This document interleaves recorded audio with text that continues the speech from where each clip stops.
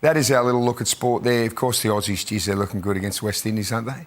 Very good. Mitchell Starc, what about the 5 they named there, the 350 wickets? That is a very, very elite group. Yeah, it's a remarkable achievement. Isn't it just? Thank you so much, Soda.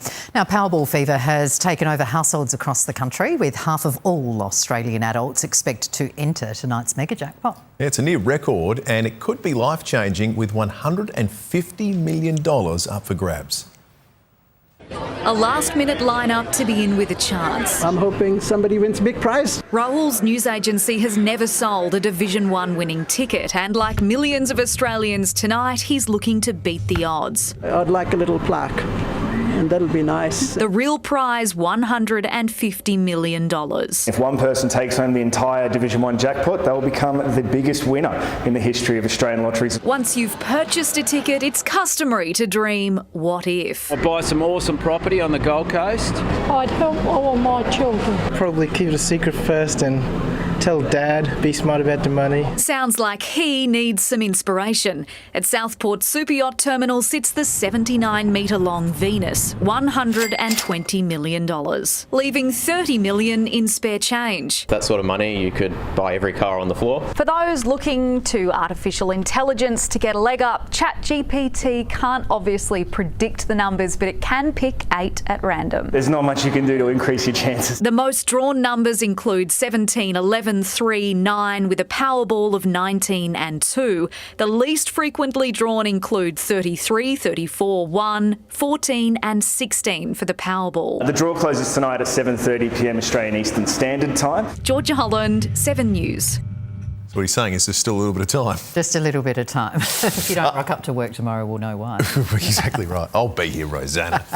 After the break, maybe for one day, the group of Adelaide knitters who gather together for a weekly natter while helping out the disadvantaged. And weather-wise, the skies are set to dry up in time for the long weekend. Those details coming up live from West Beach. The new real estate scam. Fake listings, fake accommodation, costing locals and visitors thousands. How to spot the elaborate trap.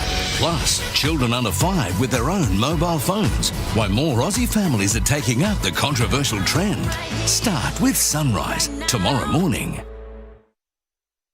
Time for more on the weather now with Casey, who joins us again from the Adelaide Sailing Club. And Casey, the rain isn't over yet. Well, we're likely to see a few more showers roll through tonight, but come tomorrow, the skies are set to dry up and the winds will pick up in time for the club here to host day 1 of the Men's Sailing World Championships. It's the only Olympic qualifying event to be held here in SA, with more than 150 sailors from 53 countries ready to compete.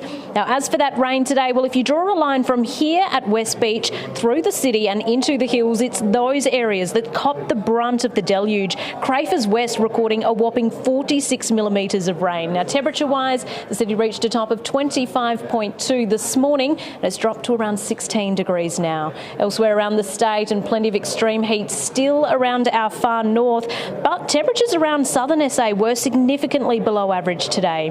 A low-pressure trough is on its way to the state's northeast, which should eventually deliver some relief from the extreme heat there in coming days. Interstate tomorrow, a very wet day is in store for Darwin, with up to 80 millimetres of rain, a windy 38 for Sydney and a sunny 32 for Perth. Back to SA, and the Bureau's issued a severe warning for damaging winds about the northeast tonight and tomorrow morning, and it's around there too that a severe heat wave warning remains, with Moomba looking at a top of 42 degrees, 26 for Port Augusta, becoming windy, and 24 for Whyalla, 28 for Port Pirie and Renmark, 23 for Clare, Nuriutpa, Murray Bridge, Edithburg and Naracoorte, a possible shower, and 22 for Mount Gambier, and strong winds are forecast about the Spencer Gulf. For the city, a low of 16, then partly cloudy, and 24 tomorrow, just the slight chance of a morning drizzle.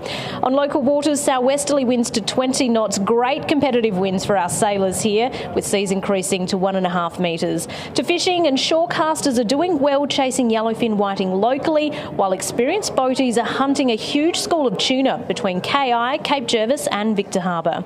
Now, looking at the week ahead, top of 23 Saturday, 28 Sunday, warming up to 32 Monday, with a change due to roll through later that day, then 28 Tuesday and 27 on Wednesday. And before I go, let's take a look at tonight's ray of sunshine.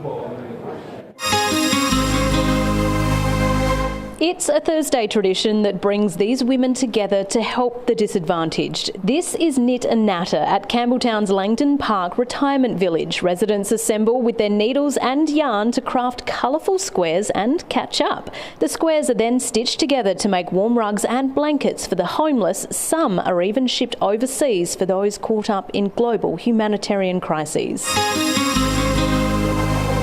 What a wonderful initiative. Meanwhile, we wish all the sailors here competing over the next week or so all the very best, especially the Australian competitors.